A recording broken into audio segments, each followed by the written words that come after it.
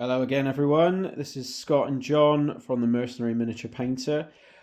We are doing a battle report today, but something a bit different. We have gone back to basics and we are using the Ravening Hordes rules for High Elves and Empire. So, for anyone who doesn't know, Ravening Hordes was the supplement released alongside the 6th edition when it dropped. So, no one had any army books. Everything from 5th got nixed and they replaced it with Ravening Hordes. So it's super stripped down. So there's no unique laws, there's like a handful of special rules per army, but nothing massive. So things like Empire detachments are gone. High Elves have lost like their special lore and a lot of their magic items. But it's supposed to be, according to like everyone on the internet, it's super balanced and probably like the one time where everyone was on an equal playing field. So me and John thought we'd test that theory and just do two nice and friendly lists of High Elves and Empire. John's playing the Empire and I'll be doing High Elves. And I'll just go over the armies in a moment. Evening all, this is John from the Mercenary Miniature Painter YouTube channel and I am playing the Empire this evening. So for my Empire list with the core, we have got 20 swordsmen full command, 8 knights, 20 swordsmen full command, 8 White Wolf knights. In the special we have some flagellants, 11 of them, and some pistoliers here. And then in the rare we got 6 big boys, the ogres with great weapons. And then for my characters we have a level 1 wizard over with these swordsmen, 1 captain on a Pegasus, another captain on a horse, and then we have the general riding his mighty griffin. That is 2,000 points of Ravening Hordes Empire. And for High Elves, I have taken in core, I have a unit of spearmen who in Ravening Hordes you can give heavy armor, so they have that. I have 15 Lothern Sea Guard who've also got heavy armor at full command. I've got 10 archers. I'll just say now, but in Ravening Hordes, High Elf units can fire in 2 ranks, so I'm taking advantage of that and not deploying wide as I usually would. I have 10 Silver Helms with full command. In special, I have 2 chariots, one over here, and another note, another difference is you can actually give them scythes for 15 points each, which is pricey, but I'm going for it, since you can't normally give them that. And for rare, I have 2 repeater bolt throwers, who are pretty much the same as they are in the High Elf book, and a single great eagle. My characters, my general is also riding a griffin, who's a prince. I have a level 2 fire wizard who has fireball and wall of fire, and I have a heavens mage over here who's got second sign and comet, which is why he's hiding, because he doesn't need line of sight for those. So we're just doing a pitch battle because we'll keep the rules simple, seeing as we are using unfamiliar stat lines and everything for our actual armies themselves. And we can roll off now for who will get the first turn. I got the +1 ready, and I will be taking first turn on a 7. All right, good luck. Good luck, sir. Turn 1 for the Empire, very short and sweet. These swordsmen just shuffled up. Flagellants moved up their 8 behind there. These knights moved up to there. Captain moved in behind them. The pistoliers come round to there. Ogres moved up to there. The knights and the griffin come to there. And these swordsmen just come up behind them there. Magic, fireball, I didn't have no line of sight, so there was nothing there. And that is the Empire turn 1. Over to Scott. Okay, High Elf turn 1. Mostly having to shuffle around. There's quite a lot of threats. This chariot here did charge the White Wolves. The eagle moved up to be irritating here. The prince has flown up to get a vantage point over the battlefield. Most of the army just kind of shuffled around though. Chariot came swung around there. Magic phase started off great with an irresistible fireball. I rolled 6 hits and did 4 wounds to the Pistoliers, who are not there anymore. They did not run away though, so I had to use the 10 archers to finish them off. The Sea Guard killed 2 flagellants. This bolt thrower killed 1 knight from this unit, and this bolt thrower did a wound to the Griffin. Didn't wound your generally. No, I did he made his save on his ward save. Made his ward saves. I did. Also, should have said as well. I did try to get off second sign, but John got an irresistible dispel on that one. Charges went better than I thought, considering it was more of just I thought I was going to lose this chariot anyway. So charged on in, killed 2. Didn't take any damage back. I did lose the combat, but they have held. So that has ended the turn there with everything still in a stalemate. And on to John's turn 2. Right, Empire turn 2 was pretty disastrous for the Gnome boys. Movement, everything sort of shuffled up. Charges, the swordsman charged the eagle. The captain charged the griffin. The griffin charged the silver helms. And the swordsman just shuffled up behind. The ogres, the knight and the flagellants moved up. The magic phase again, I didn't bother. I've only got a level 1 with fireball. And then on to the combat. So the White Wolves done the job. They had lap round after the chariot lost combat, and they dispatched the chariot without taking any more casualties. The captain was more, let's see if I can wound the griffin. Let's just see what happens, because he's going to cause me problems. But as you see, he done nothing. The griffin and the rider killed the Pegasus, and outnumbered by fear causer or terror causer, he ran off over there. Scott restrained. And then the one that I was hoping was going to do well, which you can see from this, didn't do very well. The griffin charged in. 9 attacks between the two of them. They did do 3 wounds, but Scott managed to save all of them. 2 on 4s, 1 on 5. And then I broke from combat. Luckily, he hasn't been over. Luckily, they didn't catch him, but it's looking pretty precarious for the Empire going into High Elves at turn 2. Fled as well, right? Oh, yeah, sorry. After the captain got beaten combat, these boys broke as well, so they're fleeing. On to Scott's turn 2. High Elves turn 2, and it was quite a brutal turn. So a lot of charges. The Tyrannok chariot and the Griffin charged the unit of knights that were here.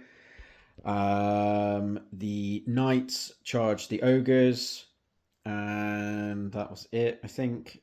Magic, a fireball was dispelled, and then this guy in the corner tried to do a comet and miscast, so he can't cast next turn either. Shooting was a little bit better though, so archers fired at the swordsman and killed 2. This one moved back, so he couldn't fire, but the front one killed 2 white wolves, and then 3 white wolves, and the rest fled. Oh, 2, sorry. Yeah, it was 2, and then the rest fled. Combats, as you can see, were pretty decisive. So the Silver Helms did 3 wounds to the ogres, took 6 hits back, losing 1, but they obviously won by quite a bit. They then ran down the ogres and would have clipped the Elector Count, so he had to flee as well.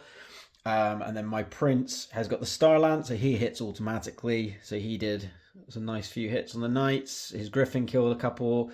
The impact hits from the chariot killed a few. There were only 2 left. They broke and they were ran down decisively. Unfortunately, the chariot is looking like it's going to get charged by the Flages, maybe. Who knows? But yeah, it's a bit of an uphill struggle. John's still got a few players who can rally and turn around, but with the blocks of knights gone and his line is a bit shattered, it's going to be a tough battle for the Empire. On to turn 3. Right, it isn't getting any easier on these turns. Empire turn 3 was just a disaster again as well. So charges, the flagellants were in the flank of the Sea Guard. They charged there, the Sea Guard fled. Rallies, never rallied. Griffin never rallied, and he's gone. The captain did rally, and these boys did rally just to reform that way. Flagellants then let out the charge. These boys just shuffled up. Magic phase. I did try and cast a fireball against these, but it was dispelled, and that was Empire turn 3. On to Scott's turn 3. High Elves turn 3. The only charge was the Silverhelms charge the captain who'd recently rallied. Griffin's flown over here.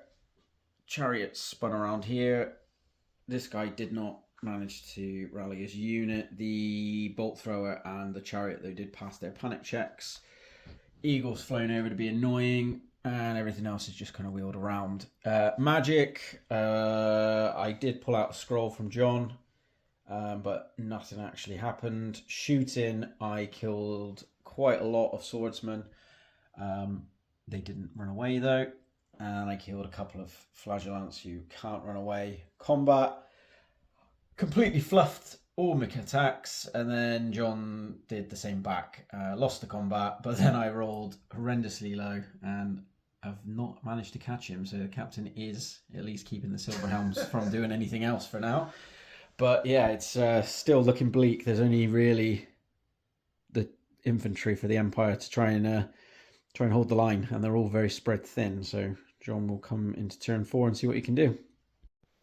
Turn 4 was the Empire. Started again pretty disastrously. These gents failed their terror test and have ran right into all the Houston. White Wolves did rally, as did the captain again. Flagellants charged the spearmen. These boys just moved on up because their march blocked. No magic because he's fleeing, so it's just the combats. The flagellants killed 5 spearmen. They killed 1 flagellant back, and I lost combat by 1. But we held because we're unbreakable. That is Empire turn 4. On to High Elves turn 4. Turn 4 High Elves. The Griffin charged the White Wolves over there. Well, first of all, these did rally, but after panicking these guys, so they sort of ran towards the fleeing swordsman. The chariot charged into the rear of the flagellants, and the Silverhelms charged the captain again to try and get rid of him. Magic, I got a fireball off onto this unit and killed 3, and then this bolt thrower killed 2 more in the shooting phase. Completely forgot I had rerolls, but from my second sign, but I don't think I really needed them. This one here killed a couple more swordsmen. Sorry. The prince mowed through the champion of the unit who called a challenge, and then as they were outnumbered by a terror causer, they ran and were ran down, so he's technically off the board. He'll be returning next turn. Silverhelms didn't do any damage to the captain yet again, but he didn't do anything in return, so he fled, and now he is gone. They are on the board still. That is it. So on to John's turn 5. Turn 5 for the Empire. Nothing of any note. These boys did rally. I tried a fireball on here, but it didn't cast, and these boys failed their charge. I knew it was a long 8, but you never know. And that is their turn 5. On to the High Elves turn 5. This is one of the quickest games I think we've had. So my turn, everything pretty much spun around a bit. These archers didn't rally, but they've fled only 4 inches, so they're just sort of milling around where they started. Seaguard marched, so they weren't firing this turn. This bolt thrower moved to get a better shot next turn. These all reformed. They reformed. He flew back on, and I got a fireball off, but it didn't do any damage. And then the only shooting I had was the bolt thrower. Fired at this unit and slaughtered 5 swordsmen, but they didn't panic. So we are on to John's final turn. Empire turn 6.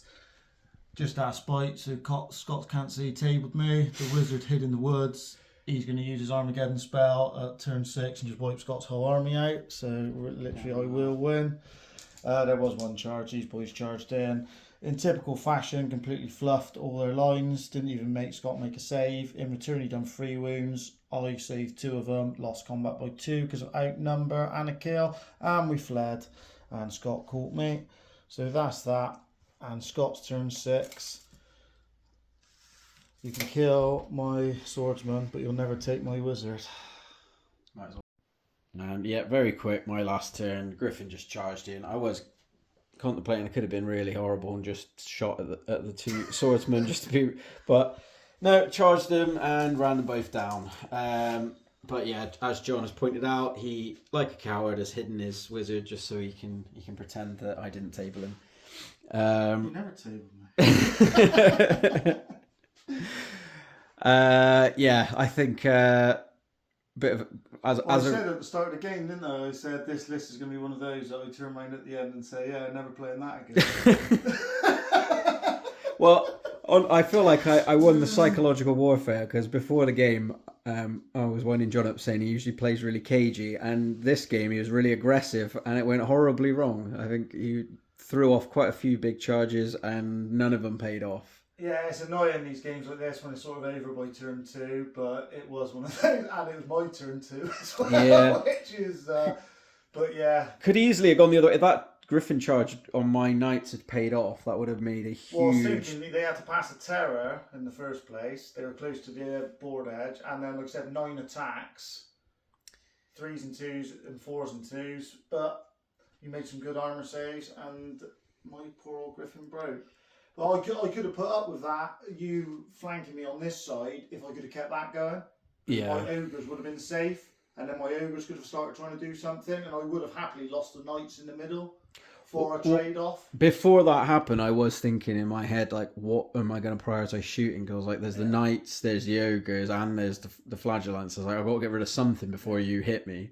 And then once that broke, that went out the question. I didn't even shooting. As much as I did outshoot you in the game, the shooting itself was a bit much for a muchness one, and I didn't really need it. When it was all done after when it was over. It was just picking off the stragglers really. Like I said, the swordsman couldn't do anything with the march blocks and coming in and whatnot. I did, even in terms of like, so although overall wise I think you got hammered pretty early on, but even some of the like smaller scale things, I was quite happy with how these performed because they took a big hit from those flagellants and then managed to hold them there long enough for the chariot to arrive and get rid of them. 3 ranks, and that's always brilliant with the high elves anyway. Yeah, so that was nice. It was nice for me. I was saying to John, normally my silver hounds do absolutely nothing. I get rubber lance syndrome and then they end up getting charged off the table, so it was nice.